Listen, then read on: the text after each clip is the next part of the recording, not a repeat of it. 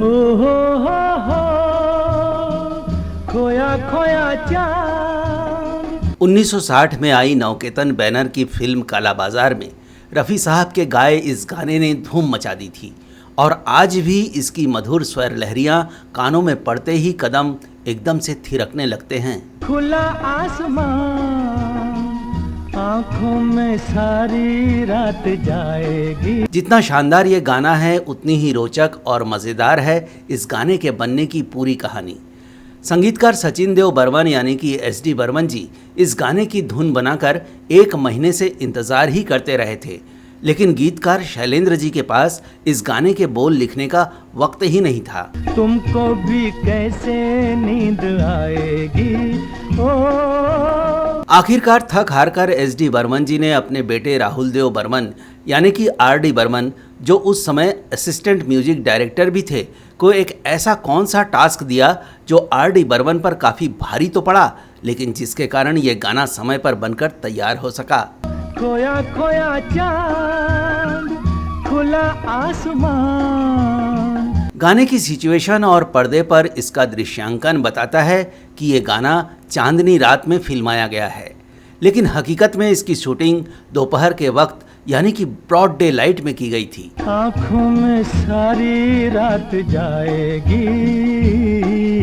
उस समय माना जाने लगा था कि देवानंद जी पर किशोर कुमार जी की आवाज़ ज़्यादा फिट बैठती है, लेकिन नवकेतन बैनर और संगीतकार SD बर्मन ने इस गाने के लिए रफ़ी साहब की आवाज़ को फाइनल किया था। तुमको भी कैसे नींद आएगी ओ। तो दोस्तों, आज हम बात करेंगे 1960 में नवकेतन के बैनर तले बनी फिल्म कालाबाजार और इसके इस मशहूर गाने की बनने की कहानी पर।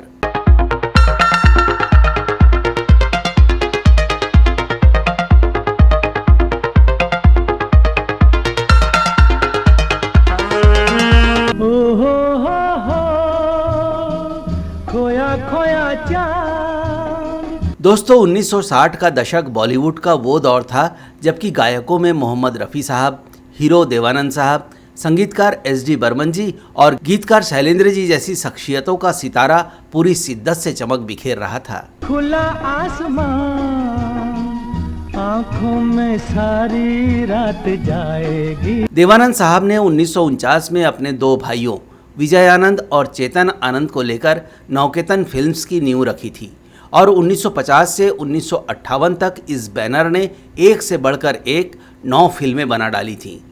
कालाबाजार इस बैनर की 10वीं फिल्म थी। देवानंद अपनी फिल्मों में राज कपूर की तरह ही बेहतरीन संगीत और बेहतरीन गीत को प्राथमिकता देते थे, तो फिल्म कालाबाजार के लिए नवकेतन ने संगीतकार SD बर्मन जी को चुना था और गाने लिखने के लिए गीतकार शैलेंद्र जी को फाइनल किया था। तुमको भी कैसे नींद आएगी ओ। फिल्म कालाबाजार की कहानी लिखी थी विजय आनंद ने और फिल्म का निर्देशन भी वही कर रहे थे। वहीं देवानंद, वहीदा रहमान, नंदा, विजय आनंद, चेतन आनंद, लीला चिटनीस और हेलन जैसी दिग्गज शख्सियतें इसमें अपने अभिनय का जलवा बिखेर रहे थे। खोया खोया चांद खुला आसमान। 1960 के इस दौर में हिंदी सिनेमा का रूपहला पर्दा 3 सितारों के साथ चमक रहा होता था, राज कपूर साहब, दिलीप कुमार साहब और देवानंद साहब। वहीं इन 3 सितारों के लिए 3 मशहूर गायकों की आवाज़ भी एकदम सुनिश्चित हुआ करती थी। राज कपूर जी के लिए मुकेश जी की आवाज़ फिक्स थी, तो दिलीप कुमार जी के लिए रफ़ी साहब ही गाया करते थे। वहीं देवानंद पर किशोर दा की आवाज़ खूब जमती थी। आवारा हूँ या गर्दिश में हूँ, आसमान का तारा हूँ, दुनिया बनाने वाले काहे को दुनिया बनाई। तेरे हुस्न की क्या तारीफ कर, कुछ कहते हुए भी डरता हूँ। आज पुरानी राहों से मुझे आवाज न छोपियों में खोला जाए फूलों का शबाब, वो प्यार है। लेना होगा जन्म हम कई बार। लेकिन संगीतकार जानते थे कि एकमात्र रफ़ी साहब के पास ही वो हुनर है जो अपनी आवाज़ को किसी भी अभिनेता के लिए मॉड्यूल कर सकते थे। इसलिए आप देखेंगे कि किशोर कुमार जी ने जितने गाने देवानंद साहब के लिए गाए हैं, लगभग उतने ही गाने रफ़ी साहब ने भी देवानंद जी के लिए गाए हैं। फिल्म काला बाज़ार के अलावा रफ़ी साहब ने देवानंद जी के लिए फिल्म काला पानी, गैम्बलर, ज्वेल थीफ, तेरे घर के सामने, CID, लव मैरिज, 9-2-11, हम दोनों और जब प्यार किसी से होता है जैसी फिल्मों में आवाज़ दी थी। चलो मान जा कि सबकी यारी मेरा दिल जलाओ, मेरा मन तेरा प्यासा, मेरा मन दिल पुकारे, आरे आरे आरे ना जा मेरे साथ। फिल्म काला बाजार के निर्माता देवानंद जी और लेखक निर्देशक विजय आनंद जी ने स्क्रिप्ट फाइनल करने के बाद जब गाने के लिए सिचुएशंस तैयार कर ली तो वो सचिन देव बर्मन जी के पास पहुँचे। सचिन देव बर्मन बहुत काबिल संगीतकार थे, लेकिन वो उतने गुस्सैल भी थे। देवानंद और विजय आनंद समेत पूरी इंडस्ट्री उनका बहुत सम्मान करती थी। तो बर्मन साहब ने गानों के सिचुएशंस को नोट किया और धुनें तैयार कर ली। इस फिल्म में कुल 7 गाने थे। रिमझिम के तराने लेके आई बरसात, अपनी तो हर आह एक तूफान है, ना मैं धन चाहूं ना रतन चाहूं, सांझ ढली दिल की लगी थक चली पुकार के, आजा आजा तेरी धूम हर कहीं, गुस्सा यार कोई नहीं, सच हुए सपने तेरे। इन गानों में रफ़ी साहब के अलावा गीता दत्त, सुधा मल्होत्रा, मन्ना डे जी और आशा भोसले जी ने अपनी आवाज़ें दी थी, लेकिन रफ़ी साहब का ये एकल गाना सबसे खास था। मस्ती भरी हवा जो चली, खिल खिल गई ये दिल की कली। गाने की सिचुएशन ये थी कि चांदनी रात है और देवानंद साहब प्यार में पड़कर वहीदा रहमान जी को ढूंढ रहे थे। अब हुआ ये कि इस गाने की धुन तो तैयार थी, लेकिन शैलेंद्र जी इसके बोल लिखने में देर किए जा रहे थे। इसकी वजह से गाने की शूटिंग भी रुकी हुई थी। दरअसल उन दिनों शैलेंद्र जी भी बहुत व्यस्त चल रहे थे, लेकिन जब शैलेंद्र जी को आजकल करते करते 1 महीना हो गया तो SD बर्मन जी को गुस्सा आ गया। उन्होंने अपने बेटे राहुल देव बर्मन यानी कि पंचम दा को अल्टीमेट दिया कि वो जाए और शैलेंद्र जी को कहीं से भी ढूंढकर कैसा भी करके गाने के बोल लिखवा कर लाए, और जब तक वो ऐसा ना कर ले लौट कर घर ना आए। की गली में है खलबली के उनको तो बुलाओ, हो। अब उन दिनों मोबाइल फ़ोन तो होते नहीं थे।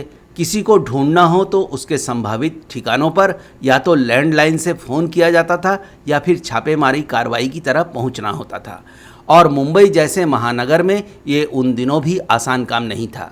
तो पंचम दा ने शैलेंद्र जी को ढूंढने का अभियान शुरू किया और दोपहर बाद तक उन्हें सफलता भी मिल गई।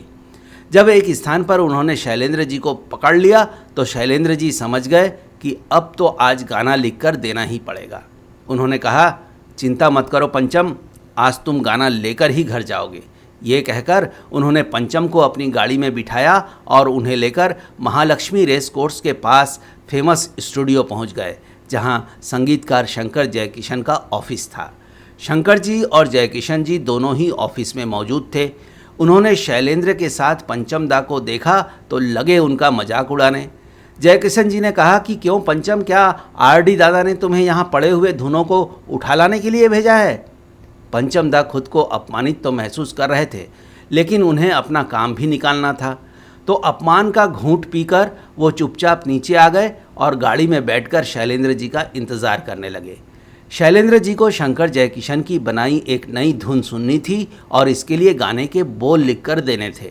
ये कोई आसान काम नहीं होता है, इसमें काफ़ी वक्त लगता है। तो वक्त लगा और काफ़ी से ज़्यादा वक्त लगा। जब शैलेंद्र जी काम निपटाकर गाड़ी में लौटे तो रात हो चुकी थी और पंचम दा अपनी किस्मत को कोस रहे थे। खोया खोया चांद, खुला आसमान। गाड़ी में बैठते ही शैलेंद्र जी ने ड्राइवर से कहा, जुहू बीच चलो। वहाँ वो गाड़ी से उतर गए और नंगे पांव बीच की रेत पर टहलने लगे। आसमान एकदम साफ था और छोटे छोटे काले सफ़ेद बादलों के बीच से होता हुआ पूरा गोल चांद तेजी से ना जाने कहाँ आगे की ओर बढ़ता हुआ दिखाई दे रहा था। शैलेंद्र जी चेन स्मोकर थे, एक के बाद एक सिगरेट पिया करते थे। 2 मिनट चहलकदमी करते ही उन्हें सिगरेट की तलब लगी। उनकी जेब में रखी माचिस की तीलियां खत्म हो गई थीं। उन्होंने पंचमदा से कहा, अपनी माचिस की कुछ तीलियां दो। पंचमदा ने तीलियां दी तो सिगरेट सुलगाकर आसमान की तरफ देखने लगे, टहलने लगे। फिर अचानक रुककर पंचमदा से कहा, एक बार ज़रा गाने की धुन सुनाना। पंचमदा के हाथ में अपनी माचिस की डिब्बी थी तो उन्होंने उंगली के नाखून से उस पर ही थाप दिया और गुनगुनाकर धुन सुना दी। आसमान की तरफ टकटकी लगाए बादलों के साथ चांद की लुका छिपी देख रहे शैलेंद्र जी की बत्ती अचानक जल गई। उन्होंने पंचम से माचिस लेकर उसे तोड़ दिया और उसकी सारी तीलियां नीचे गिरा दी। फिर उसका खोल एक तरफ से फाड़ा और उसके कोरे वाले हिस्से में पेन से कुछ लिखा और पंचमदा को थमा दिया और कहा, अब पंचम तू घर जा और दादा यानी कि SD बर्मन जी से बोलना कि मैं सुबह पूरा गाना लेकर आ रहा हूँ। पंचम ने माचिस पर लिखे शब्द पढ़े और खुश होकर टैक्सी पकड़ी और घर लौट गए। घर पहुँचे तो काफ़ी रात हो चुकी थी। सचिन देव बर्मन सो चुके थे तो वो भी अपने कमरे में जाकर सो गए। अगली सुबह सचिन देव ने पंचम को सोते से जगाकर पूछा, ए पंचम सही गानटा कोथाय, मतलब ए पंचम वो गाना कहाँ है। तो पंचम ने पैंट की जेब से माचिस का वही खोल निकाला और मुखड़े की लाइन सुना दी। ये मुखड़ा फिल्म के सिचुएशन के मुताबिक एकदम एक्यूरेट था। आँखों में सारी रात जाएगी, तुमको भी कैसे नींद आएगी। मुखड़ा सुनकर SD बर्मन जी खुश हो गए। इसके थोड़ी ही देर बाद शैलेंद्र जी पूरा गाना लेकर उनके घर आ पहुँचे। शैलेंद्र जी जो लिख कर लाए थे उस गाने के एक एक शब्द में मायने डाले गए थे। गाने की शुरुआत माहौल से होती है और फिर ये देवानंद जी के कैरेक्टर के पर्सनल फीलिंग को उजागर करने लगता है। इसमें देवानंद जी ने बहुत मस्ती से एक्टिंग की थी। गाना इतना बेहतरीन बन पड़ा था कि निर्देशक विजय आनंद ने इसके 3 के बजाय 4 अंतरों को इसमें शामिल कर लिया। सारे चले नजारे चले, संग संग मेरे वो सारे चले। धुन तैयार था, बोल तैयार थे। अब बारी थी रफ़ी साहब के हुनर की परख होने की। रफ़ी साहब का रुतबा तो हम सब जानते ही हैं। उनका रुतबा, उनकी ताकत और उनका ईमान उनकी आवाज़ में उतर आती थी, जो आज भी हम सब के दिलों में बसती है। जब वो देवानंद के लिए गाते थे तो उनकी आवाज़ में चुलबुली सी शरारतें साफ दिखाई देती थी। उन्होंने कहानी की मांग, धुन और देवानंद के कैरेक्टर के हिसाब से इतना कमाल का गाया कि ये गाना हमेशा हमेशा के लिए लोगों की जुबां पर चढ़ गया, लोगों के दिलों में बस गया। चारों तरफ इशारे चले, किसी के तो हो जाओ। अब बारी आई इस गाने की शूटिंग की तो आपको जानकर हैरानी होगी कि ये गाना जो आप पर्दे पर देखते हैं तो लगता है कि इसे चांदनी रात में शूट किया गया होगा, लेकिन हकीकत में इसकी पूरी शूटिंग दोपहर के वक्त ब्राइट डे लाइट में हुई थी। दरअसल ब्लैक एंड वाइट फिल्मों के उस दौर में रात के वक्त शूटिंग करने लायक कैमरा और दूसरी सुविधाएं नहीं होती थी, इसीलिए directors day for night technique का इस्तेमाल करते थे। इसमें दिन में शूटिंग होती थी और फिर स्टूडियो में फिल्म के बैकग्राउंड की वाइटनेस एकदम कम कर दी जाती थी। इससे ऐसा लगता था कि ये गाना चांदनी रात में शूट हुआ है। खोया खोया चाँद, खुला आसमान। विजय आनंद ने इस गाने में एक और प्रयोग किया। इस गाने में देवानंद इधर से उधर चल रहे हैं और कैमरा उन्हें फॉलो कर रहा है, लेकिन वहीदा रहमान एक स्थान पर खड़ी हैं।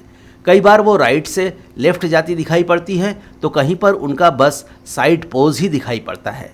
ये थीम भी गाने के बोल जैसा ही है, जिसमें वहीदा चांद और देवानंद घुमड़ते हुए सफ़ेद और काले बादल हैं। जैसे चांद कभी बादलों में छिप जाता है और कभी निकल आता है, वैसे ही इस गाने में देवानंद और वहीदा रहमान दिखाई पड़ते हैं।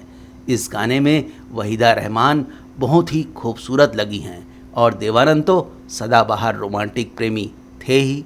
ऐसी ही रात भीगी सी रात, हाथों में हाथ होते वो साथ। तो दोस्तों, हमें धन्यवाद देना चाहिए सचिन देव बर्मन जी के गुस्से को और पंचमदा यानी कि राहुल देव बर्मन जी के धैर्य को, कि वो सारा दिन शैलेंद्र जी के साथ जमे रहे और हम सबको इतना खूबसूरत और मीनिंगफुल गाना सुनने को मिला। बाद में इस गाने को रंगीन भी बनाया गया। कह लेते उनसे दिल की ये बात, अब तो ना सताओ, ओ हो। काला बाजार की कामयाबी के बाद इसी टीम ने फिल्म गाइड के लिए भी काम किया और दर्शकों को एक और महान फिल्म की सौगात दी। इस वीडियो में इतना ही दोस्तों, हम फिर हाजिर होंगे आपके लिए फिल्मी जगत से इसी तरह की मज़ेदार और रोचक कहानियाँ लेकर। धन्यवाद दोस्तों। कोई जरा ये उनसे कहे ना ऐसे आजमाओ, खोया खोया चाह